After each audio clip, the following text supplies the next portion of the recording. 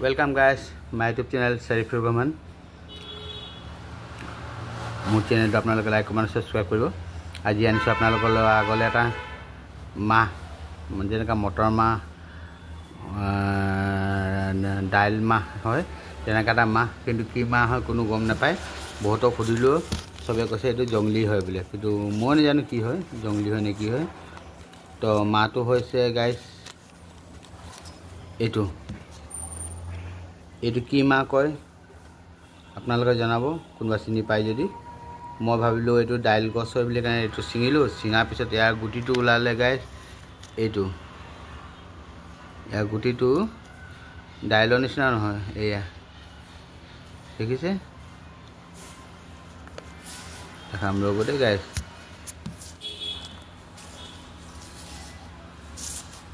এইটো গুটিটো গাইজ দেখিছেনে, দাইলৰ নিচিনা নহয়, চাৰিকোণীয়া আছে।